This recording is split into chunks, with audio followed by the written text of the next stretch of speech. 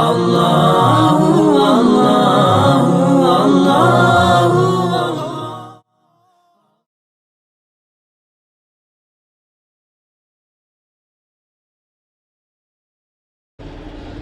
بعد إخواني وأخواتي في الله في هذه المدرسة الطيبة المباركة بمشيئة الله، السلام عليكم ورحمة الله وبركاته.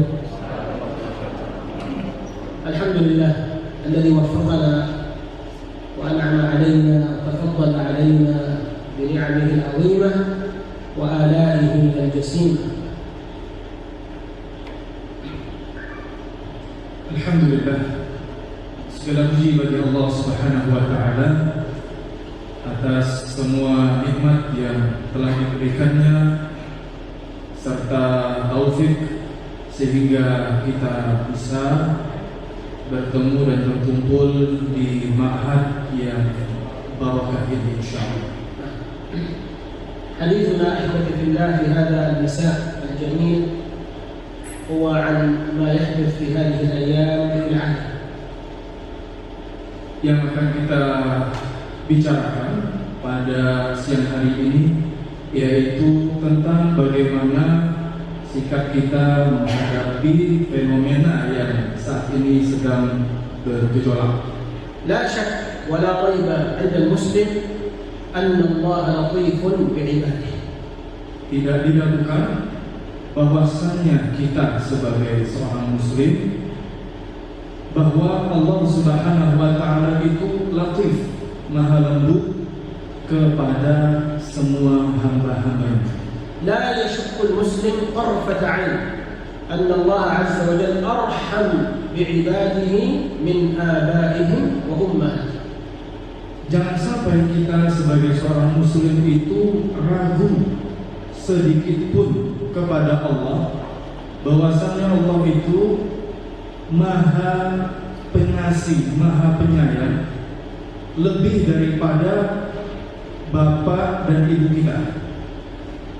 إذا هذه العقيدة مستقرة في قلب المؤمن لا يشك فيها، إذا لا ينبغي له أن يخاف مما قدر الله جل جلاله.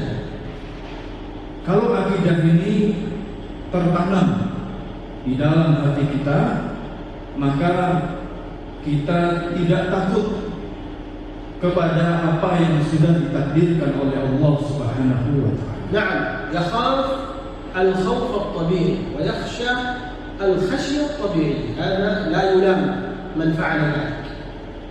Ya, kalau kita ada rasa takut dalam menghadapi fenomena ini, yaitu takut yang wajar, takut yang sifatnya tabiat, jadi tidak dicela dalam hal ini. إذا ما هو الخوف الذي لا ينبغي أن نخافه؟ ما هي الخشية التي لا يجوز أن نصل إليها؟ هي الخوف والخشية الذي يجعل عندنا سوء ظن بالله جل جلاله. Yang kita bahas di sini, rasa takut, rasa khawatir yang bagaimana yang tidak dibolehkan, yaitu rasa takut yang membuat seseorang itu suudzon, berburuk sangka kepada Allah Azza wa Jalla. بل يكون عندنا حسن ظن أن الأزمة ستزول وأن الهم سينفرج وتنتهي القضية. Nah, kita sebagai seorang muslim harus husnudzan, berbaik sangka kepada Allah Subhanahu wa Ta'ala bahwa musibah ini atau wabah ini akan hilang dengan segera. يقول أحد الشعراء المسلمين معنى شعره، يقول: وإني لأرى بحسن الظن ما الله صانعه. ومن شدة حسن الظن الذي في قلبي كأنني أرى الخير الذي سوف يأتي والفرج الذي سوف يأتي، وإن لم يأتي لكن بقوة حسن الظن يرى ما الله صانعه. Ada seorang penyair dalam hal ini itu membuat syair tentang husnudzan. Jadi makna dari syair yang bagus ini, ya, penyair itu mengatakan bahwasannya saya melihat dengan husnudzon yang saya punya, karena baik sangka saya bahwasanya Allah Subhanahu wa taala langsung memberikan kepada saya kebaikan-kebaikan. Jadi dengan husnudzon saya, dengan baik sangka saya, yang saya upayakan, yang saya usahakan, seolah-olah saya langsung melihat kebaikan itu datang langsung dari Allah Azza wa Jalla. Al-Quran Al-Karim di qisas al-anbiya yu'allimuna husnul dhann billah Azza wa Jalla.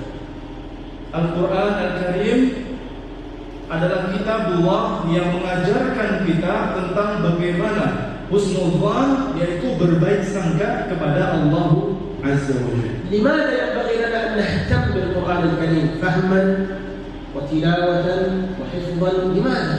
لأن القرآن الكريم هو المعين على الثبات، هو الذي يجعل في قلبك حسن الظن بالله عز وجل.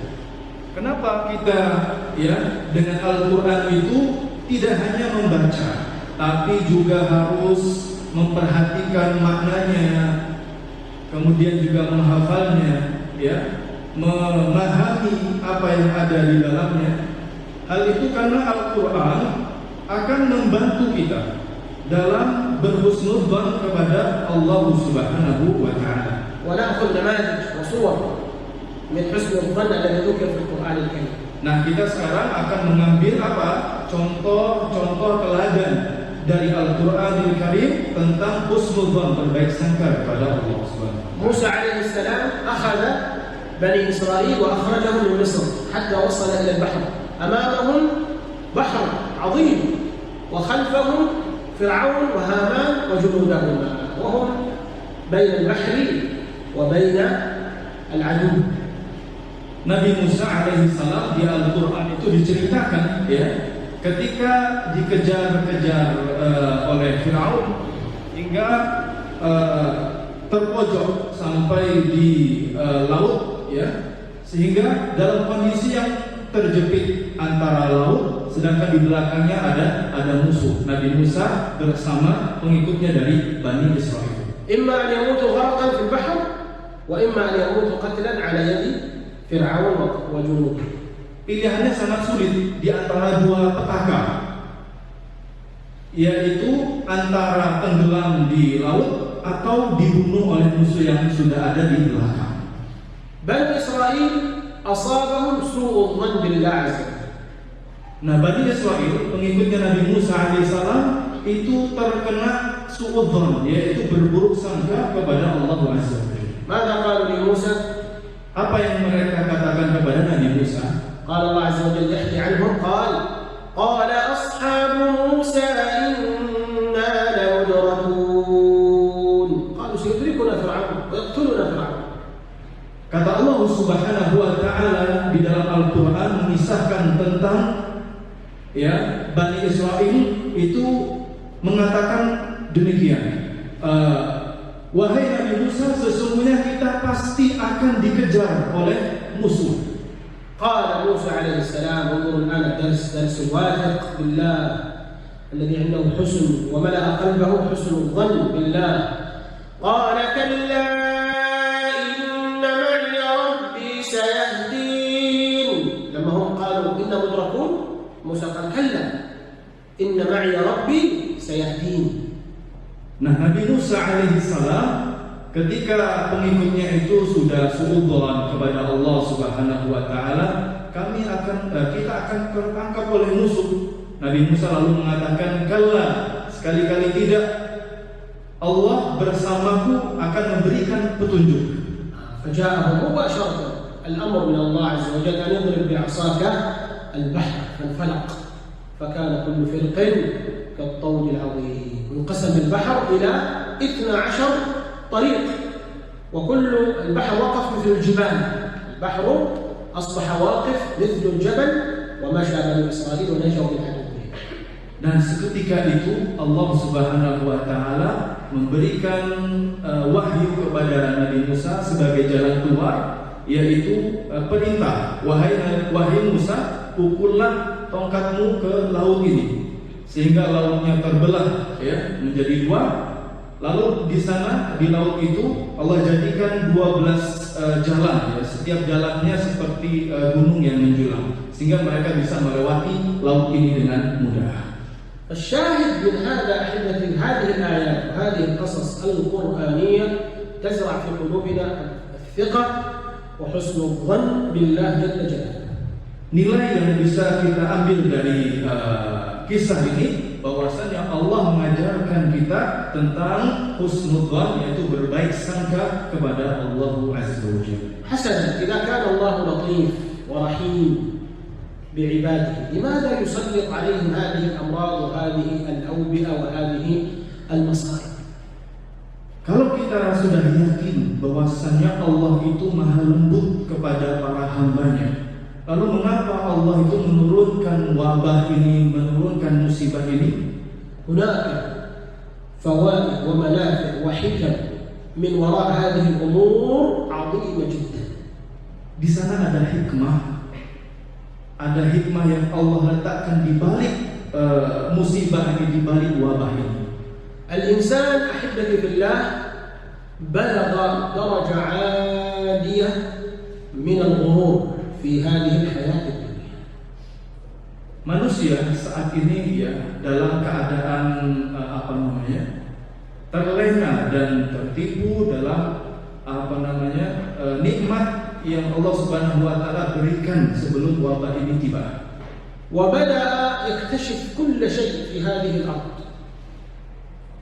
Apa yang ada di muka bumi ini ya bisa kita lihat dengan mudah. وبدأ يغزو الفضاء. الآن اكتفى واكتشافات الأرض وبدأ الآن يغزو الفضاء، يريد أن يبحث عن كوكب آخر فيه حياة. Orang-orang merasa ya, ingin mencari tempat lain ya. Ketika musibah ini datang, kira-kira ada tidak tempat yang lain untuk kita tinggali untuk menghindari dari musibah atau wabah yang saat ini menjalar. المهم أن الإنسان الآن طغى وتجبر وتكبر. Dan manusia ya dengan keadaan yang Allah mudahkan, dengan nikmat yang sangat banyak ini menjadi takabur, yaitu sombong dan tinggi hati. يريد أن يخلق. Manusia ingin dengan segala kemudahan ya, teknologi semua bisa diraih dengan mudah, itu seolah-olah ingin menciptakan, ingin memproduksi. يريد أن والعياذ بالله ينافس الله عز وجل في صفاته. Bahkan ya sampai pada taraf manusia itu ingin menandingi Allah Subhanahu wa taala dalam sifat-sifatnya. يعني لم يبق له إلا أن يقول كما قال فرعون أنا ربكم الأعلى. Sehingga ya